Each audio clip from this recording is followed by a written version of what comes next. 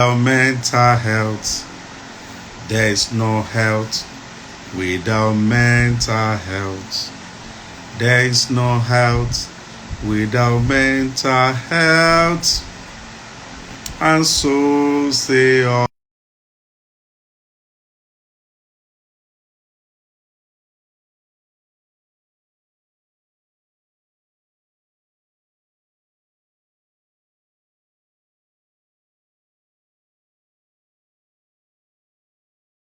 And I must continue to,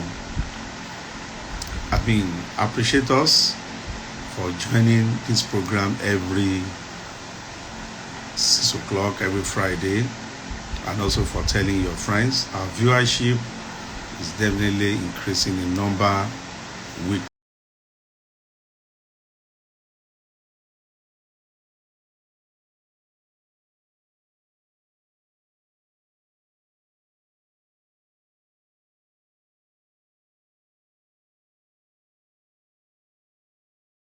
by week. Of course, as I always say, I'm here because of you. So today, as I already posted in the small posters that was circulated around, I said today we'll be talking about healing from the trauma of sexual abuse, healing from the trauma of rape, and healing from trauma generally. But because of the trending issues of sexual abuse, sexual assault, I just feel we should not be rigid. We have topics that we're following, but the truth is that once you see things like this, it's always good to talk about the contemporary topics that is happening in our environment. So presently we are hearing about sexual assault and co. I will not be doing this alone. For about 15 minutes or thereabout, I'll be joined by a very good friend. While she was here before she parted, she's now in the Western world, and she sees some of these things as well, and I know she's still connected back home. We'll be looking at healing from trauma. So she will be joining me now. Alice, if you're around, I can see that you joined. Please send a request to me, and then let's do this together tonight before I excuse you by 6:30 or thereabout. Let's just quickly talk about the emotional trauma, the psychological effect of sexual abuse, rape, for example. Let's talk about it, and then when you leave, I will not be talking about how to heal. It's something we all, little things that we can do to overcome trauma of sexual abuse. Okay, so Alice, I think it's time to join. Send a request to me now. I'm waiting for your request. Once you send a request to me, I will accept, and then we will be talking together tonight. Alice Ajumobi, if you can hear me, I'm waiting for your request. Once I see your request, I will accept. So guys, how is it going? What's your take? All this abuse. Somebody called me and said, each time there is issue of abuse or a story or trending issue on abuse, it makes her feel somehow. It makes her feel as if she's the one experiencing that particular trauma or that particular thing. And the truth is that that is what we call post-traumatic stress disorder. It's a form of trauma that occurs after a case of sexual assault or rape. So when you now hear those things happening, it will be like re-experiencing those things you experienced back then. And what that means is that you have not actually healed. Some of you think, oh, I've moved on. You have not really moved on. We will talk about these things tonight. So I'm going to, I'm going to accept Alice now. Okay.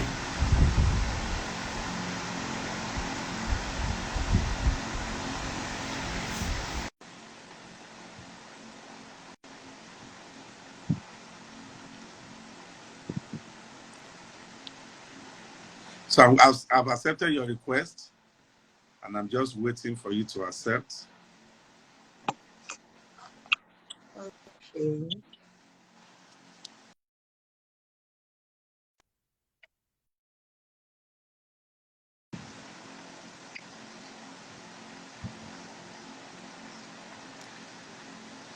So we cannot see your face. We can see very dark. I don't know. Okay, maybe I didn't place. Oh my goodness, how do I We place can this see so the that my ceiling face of your is there? room. Nice ceiling. I'm wondering. I'm wondering why I'm coming. Okay. I'm trying to place it so that. You want me Okay, to I'm place this trying. on? Yes, yes. No, I don't know why. Okay, wait. Let me see. It's showing Oh, that. okay. Now we can see you very well now. How are you? Yeah. Good to see you. It's been a while. When I say Yeah, good, I'm good to talking see of more you. than 5 years now.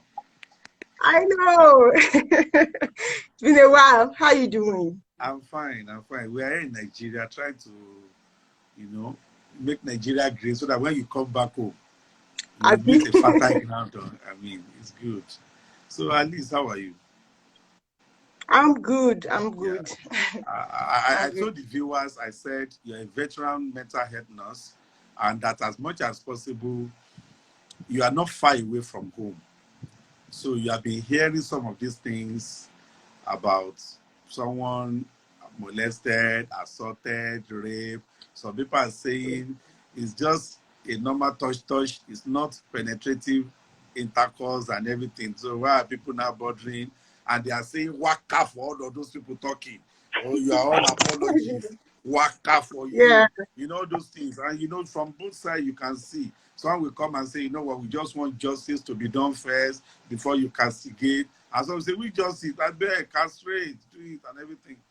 We want to come from the psychological aspect, and we're looking at the victims of sexual molestations and everything. What is your take when you look at in your experience, if you have met anybody that have been abused before, what do you have to say to this topic? Yeah. It's really, really sad because one of the reasons why I say it's sad is most times we don't appreciate we don't know how bad, how damaging it is. And for a lot of us, we don't really, a lot of, I'm talking about the society now, people don't know the gravity of what it is. I'll tell you the truth now. Even while growing up, you're sexually molested, right? Like as a child, um, as a child, I've had my own experience. But somehow you just feel okay because the person, maybe because there is no sex, it's not so bad. Mm. You just try to What it normalize the is, narrative. you just try to say that okay.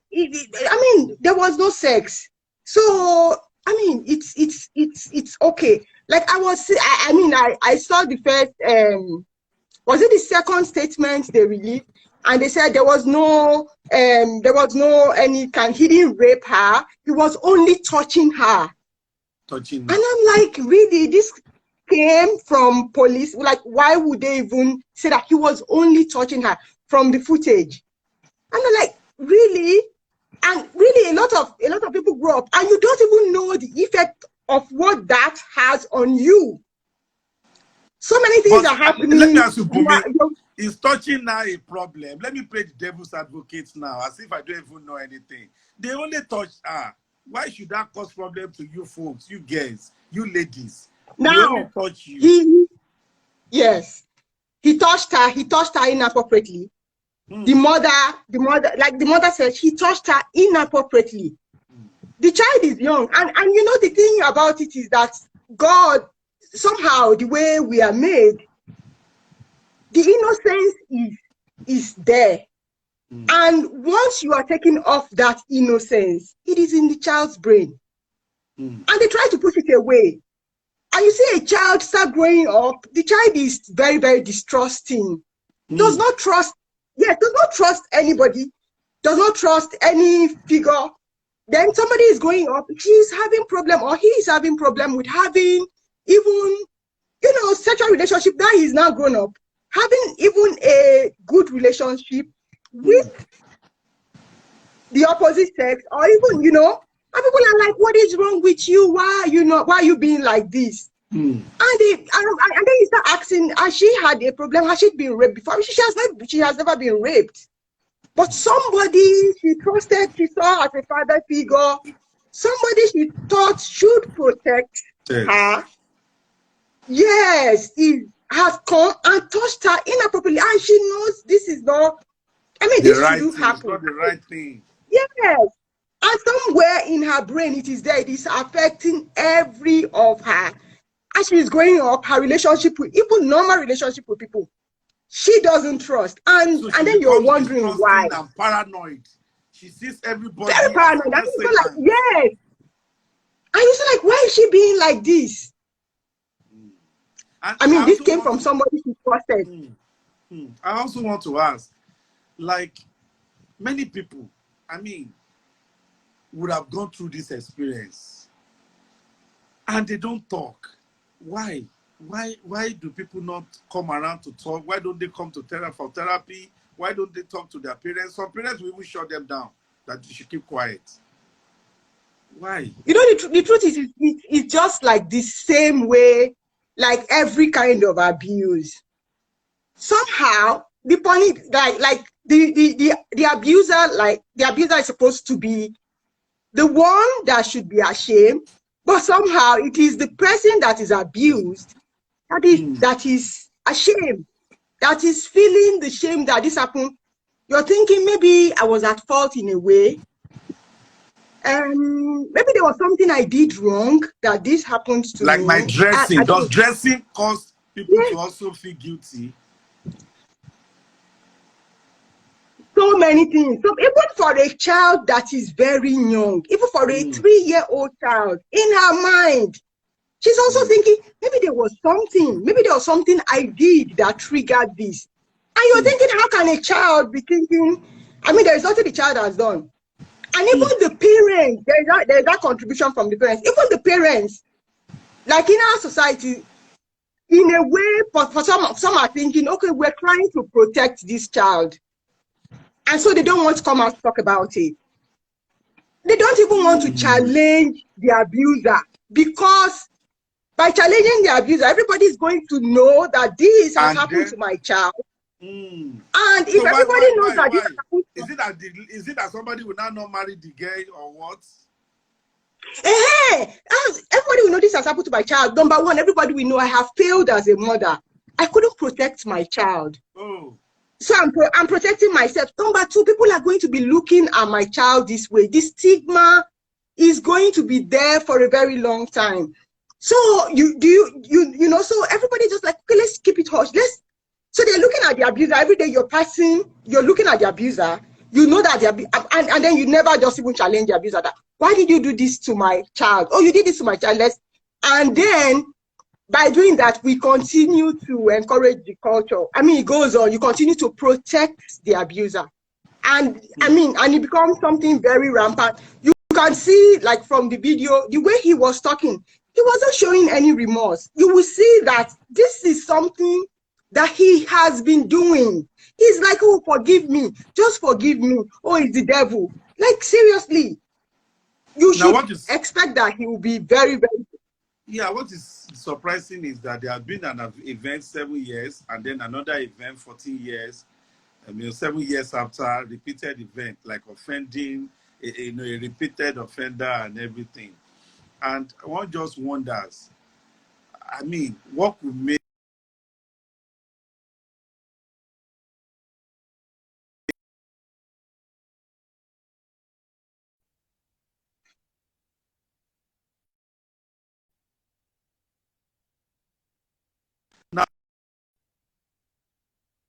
ways you think people have been molested, people have been abused? What are the ways they can heal? Because people have been calling me that each time they hear about stories like this, their heart cringes, they cringe, they feel as if the thing is just happening to them afresh. And my question is, you have not healed. That's why you are still experiencing the trauma afresh. In your own way, tips on overcoming.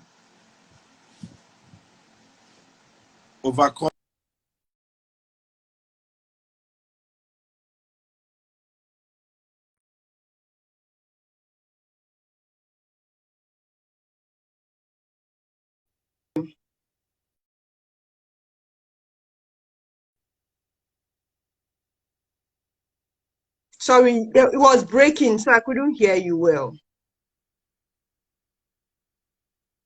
Oh, yeah. Okay. The network is bad. I can't hear you.